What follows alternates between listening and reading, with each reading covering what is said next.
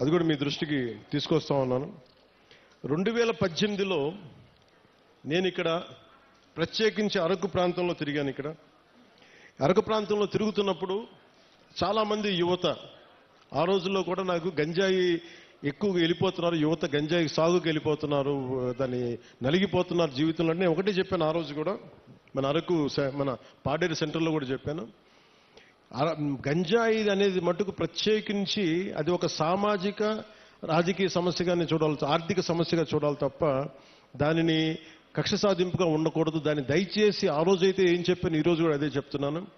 యువత దయచేసి గంజాయి సాగు వైపు కానీ గంజాయి వ్యసనాలకు మటుకు లోనవ్వకండి.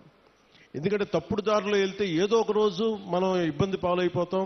వ్యసనాలకి బానిసైతే మటుకు ఒళ్ళు పాడైపోద్ది, కుటుంబాలు ఛిద్రం అయిపోతాయి. ఇవన్నీ దృష్టిలో పెట్టుకొని మీరు ఒకసారి ఆలోచించి ఆల్టర్నేట్ ఏం చేయాలి. టూరిజంని డెవలప్ చేస్తున్నాం, యువత అంతా టూరిజం వైపు వెళ్ళండి. ఎందుకంటే పరిశ్రమలు పెట్టడానికి కూడా కొంచెం ఇబ్బంది ఉంటుంది. ఇందాక చాపరాయి దగ్గర బ్రిడ్జ్ అడిగారు.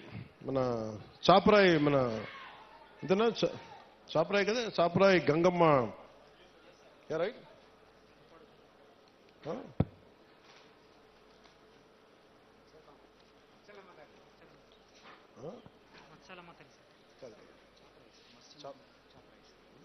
చాపరాయి దగ్గర బ్రిడ్జ్ అడిగారు. మిగతా గ్రామాలకు వెళ్ళడానికి ఇబ్బందిగా ఉన్నాయనేది ఒకటి నేను మీకు ఈరోజు మాటిస్తున్నాను. ఆ బ్రిడ్జి ఎలా ఉండాలంటే పర్యావరణాన్ని ఇబ్బంది కలిగించకుండా, చూడడానికి కొండలు మధ్యలో ఏ అడ్డంకి లేకపోతే చాలా అందంగా ఉంటుంది విజిటర్స్కి రావడానికి కానీ టూరిజం కానీ.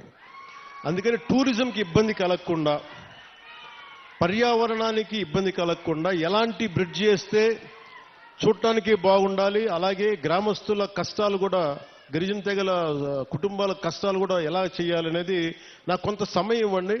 కానీ నేను అందుకే నడిచాను, ఆ నీళ్ళలో జారిపోతూ ఉంది, రాళ్ళ మీద, ఆ చాపరాయి మీద, ఆ గడ్డ మీద నడుస్తూ ఉంటే జారిపోతూ ఉంది. అందుకే నేను అర్థం చేసుకున్నాను నా కష్టాలని. నాకు కొద్దిగా సమయం ఇవ్వండి, దానికి ఖచ్చితంగా ఒక అందమైన పరిష్కారం ఎదుగుతాం. పర్యావరణానికి ఇబ్బంది కలగకుండా టూరిజం పెరిగేలాగా, ఒక మీకు సౌకర్యంగా ఉండేలాగా ఒక తక్కువ సమయంలో, ఒక 2 నెలల సమయంలో ఒక పరిష్కార మార్గం తీసుకొచ్చి మీ ముందు తీసుకొస్తాం.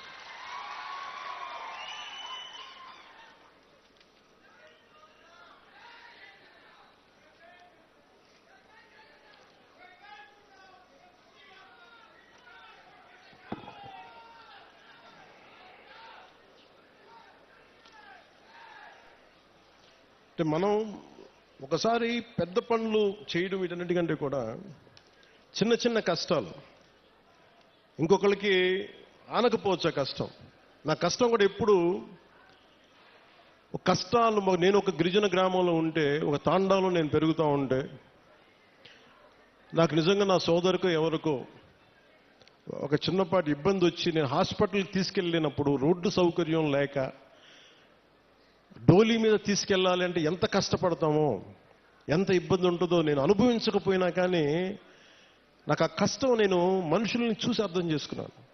అందుకనే మనం రాగానే ముఖ్యమంత్రి చంద్రబాబు గారు దాదాపు 49 కోట్లు ఇస్తే వెంటనే మేము చేయగలిగింది ఏంటంటే, వెంటనే ఈ మన అనంతగిరి మండలంలో ఒక పర్టికులర్ గ్రామానికి వెళ్ళి అక్కడ సకాలంలో పొలంగూడ గ్రామానికి, మనకి శ్రీకాకుళం జిల్లా కొత్తూరు మండలం గొట్టుపల్లి నుండి పొలంగూడ గ్రామానికి నూతనంగా బీటీ రోడ్డు, కొత్తగా బీటీ రోడ్డు నిర్మాణం చేపడితే మొదటిసారి ఆ గిరిజన గ్రామంలో అంబులెన్స్ కూత వినిపించింది. అంటే సకాలంలో సరైన సమయానికి అంబులెన్స్ రావడంతో ఒక గిరిజన గర్భిణీ మహిళ సకాలంలో ఆసుపత్రికి చేరి ఒక ఆరోగ్యవంతమైన శిశువుకి, ఒక బిడ్డకి జన్మనిచ్చింది. ఈ రహదారి ద్వారా 6 గిరిజన గ్రామాల ఆవాసాలకి, 6 గిరిజన ఆవాసాల గ్రామాలకు చెందిన 1260 మంది డోలీ మోతల నుంచి విముక్తి పొందారు. ఇది ఒక అద్భుతమైన, ఒక 10,000 మందికి పనిచేసేది కాకపోవచ్చు, ఒక డబ్బులు రాకపోవచ్చు, ఓట్లు రాకపోవచ్చు, దానివల్ల ఆదాయం డబ్బు ప్రభుత్వానికి రాకపోవచ్చు. కానీ మీ కష్టంలో మేము ఉన్నాం. మా కూటమి ప్రభుత్వం ఇది మంచి ప్రభుత్వం, ఆ ప్రభుత్వం కూడా నేను వాటన్నిటికంటే కూడా మీకు అండగా నిలబడే ప్రభుత్వం కూటమి ప్రభుత్వం. నేను ప్రత్యేకించి ఈరోజు మిమ్మల్ని కోరుకుంటుంది, 2018లో నేను ఇక్కడ తిరిగాను పోరాట యాత్ర. అప్పుడు అన్ని కష్టాలను చూశాను. ఎందుకంటే నేను కార్యకర్తలకు కూడా, జనసేన నాయకులకి, జనసేన కార్యకర్తలకు అప్పటికీ చెప్పాను, ఇప్పటికీ చెప్తున్నాను.